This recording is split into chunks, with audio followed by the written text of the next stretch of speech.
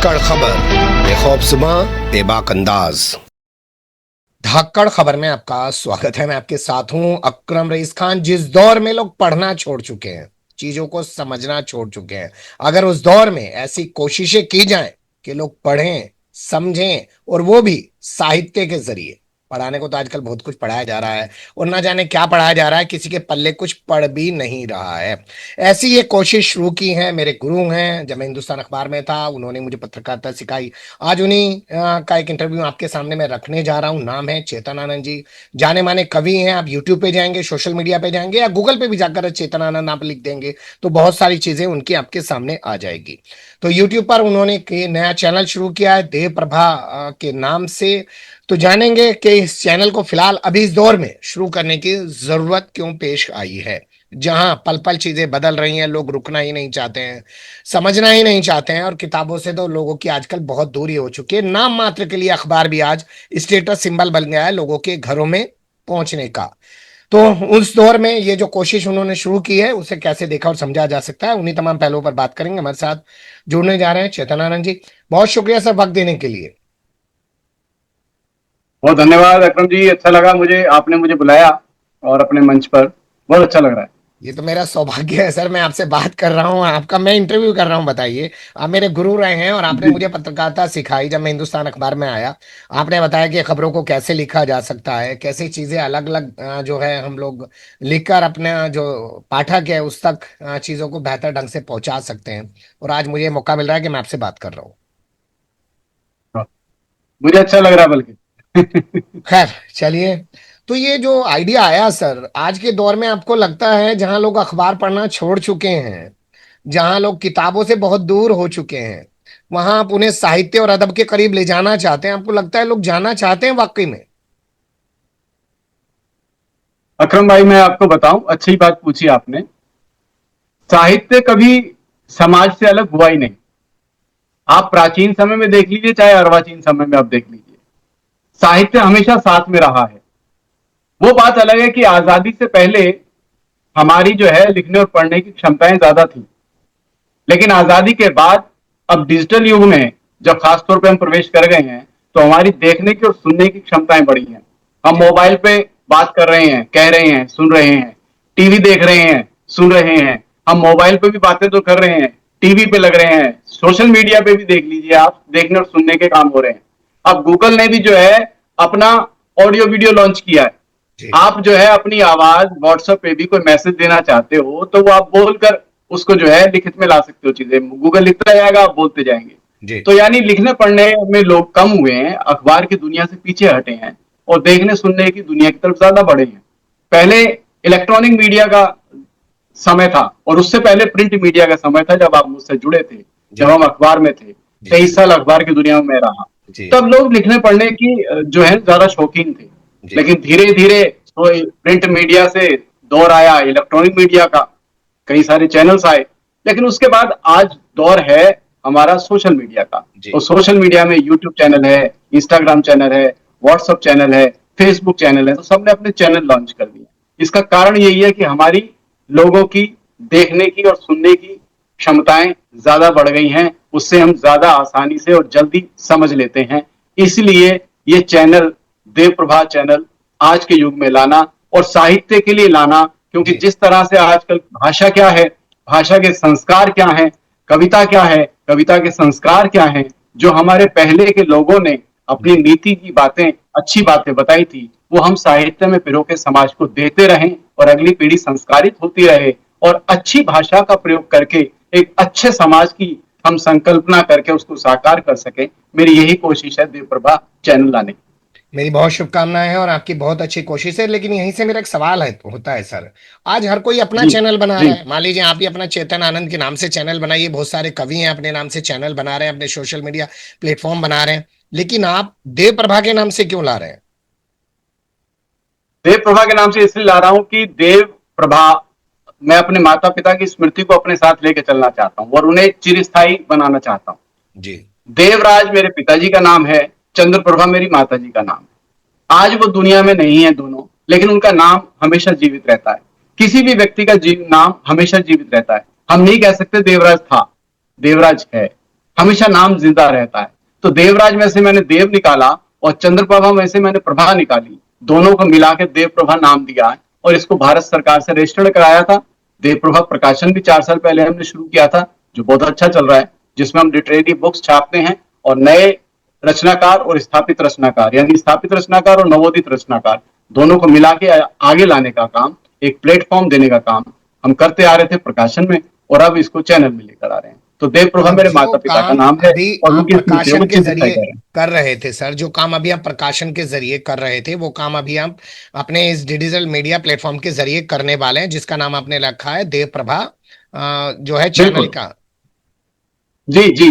देव Prabha digital channel हमने नाम दिया है इसको, इसीलिए कि आज के दौर में जो हम्म। चीजें लिखने पढ़ने वाली हैं उनको हम इस पटल पर भी लेकर आए। क्या यहाँ पर आप जो हैं, जो पुराने साहित्यकार हुए हैं, उनका इतिहास बताएंगे, उनकी किताबों के बारे में बताएंगे, उनकी रचनाओं का जिक्र करेंगे, या आज के नए दौर के जो युवा लोग हैं उनको भी आप समाज के सामने लाएंगे सर? बिल्कुल लाएंगे, और ये हमने संकल्पबद्ध होकर चल रहे हैं कि हम स्थापित रचनाकारों को और नए रचनाकारों को दोनों को लेकर चल रहे हैं। 27 जुलाई को हमने इसका पहला शूट किया, जी। जिसमें 8 नए कवियों को हमने रिकॉर्ड किया है और उनको जो है हम क्रमवार जो है पेश कर रहे हैं अपने चैनल पर। तो उनकी कविताओं को रिकॉर्ड कर रहे हैं, ऐसे ही हम उनके इंटरव्यूज को भी रिकॉर्ड करेंगे, और जो हमारे पुराने जो वरिष्ठ और वरिष्ठतम साहित्यकार हुए हैं हम उनका भी उल्लेख बीच बीच में करेंगे। बहुत सारी योजनाएं हैं, उसको हम लेकर आएंगे। और ये मेरे घोषणा पत्र में भी है, जो मैं ये कह हम्म। सकता हूँ मेरा घोषणा पत्र है जी। देव प्रभा चैनल का, कि जी। हम दोनों ही शाखाओं को लेकर चलेंगे, बहुत स्थापित अच्छी और बात। नवोदित। बहुत अच्छी बात है। हम भी आपका अपना जो लिंक हुआ करेगा आपके चैनल का, उसके अपने कम्युनिटी पोस्ट पे डालेंगे और अपने तमाम व्यूवर से करेंगे, कहेंगे कि आप लोग आएं और इस चैनल को सब्सक्राइब करें। लेकिन अभी आगे बढ़ते हैं सर। आज के बदलते दौर में जैसे जी, राजनीति बदली है, क्या आपको नहीं लगता वैसे साहित्य, कवि और तमाम ये लोग भी बदल गए हैं? इनकी भाषा शैली, इनका अंदाज भी बदल गया है। जो पहले हुआ करता था कि जनता को अवेयर करना है, जनता के लिए काम करना, ना तो पत्रकारिता में रहा, ना वो कवियों का रहा। तो ऐसे दौर में सब कुछ प्रोफेशनलिज्म जैसा नहीं हो गया सर? कैसे मतलब बेहतर चीजें समाज तक पहुंचे? देखो ऐसा है अकरम भाई, मैं बताऊं, जो चीजें ग्लैमर पैदा करती है ना, या जिन चीजों में ग्लैमर होता है उस तरफ लोग भागते हैं। समाज में राजनीति भी समाज का हिस्सा है और साहित्य भी समाज का हिस्सा है। अगर समाज कहीं विकृत हो रहा है तो उसकी शाखाएं जो हैं, चाहे वो साहित्य हो, चाहे राजनीति हो, चाहे वो फिल्में हो, चाहे वो और शिक्षा हो, स्वास्थ्य हो, जितना क्षेत्र है सभी में थोड़ा बहुत विकृति आएगी, गिरावट आएगी। लेकिन हमारे हिंदी साहित्य में भाषा विज्ञान के अंदर विशेष तौर पर विकार को विकास बोलते हैं। तो हम विकास की ओर बढ़ रहे हैं, हम विकार की ओर नहीं बढ़ रहे। पहले चंद्रवसी नाम होता था, आज बोलते बोलते हमने उसका नाम कर दिया चंदौसी, हम्म। चंदोसी नाम किया। तो मुख सुख की वजह से, आसानी की वजह से हम अपने भाषा में भी, अपने संस्कारों में भी और अपने देखने और सुनने के शौक में भी, क्षमताओं में भी परिवर्तन करते हैं, और परिवर्तन जीवन का नियम है और परिवर्तनशीलता बनी रहनी चाहिए। क्या जो शायरी है सर, जैसे अलग अलग श्रेणी की शायरियां होती हैं, कविताएं होती हैं, आपको लगता है आजकल ऐसा लगता है बस सरकार की भक्ति में ज्यादा चीजें लिखी जा रही हैं जो जनता के असल मुद्दे हैं?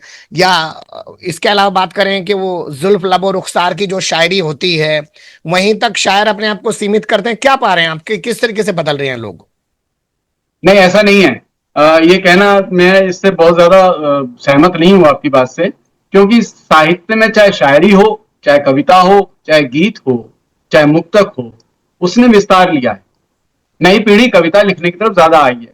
कोरोना काल के बाद से देखिए, कविताओं में, कवि सम्मेलनों में, मुशायरों में एक बाढ़ सी आ गई है लिखने वालों की।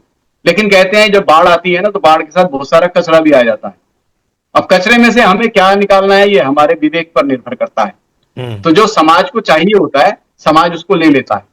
जो गलत चीजें हैं उसको अपनाना कम करता है, अच्छी चीजों को ले लेता है। तो अच्छे लोग वही होते हैं जो अच्छी चीजों को ग्रहण करते हैं। तो बाढ़ में कचरा भी आ जाता है।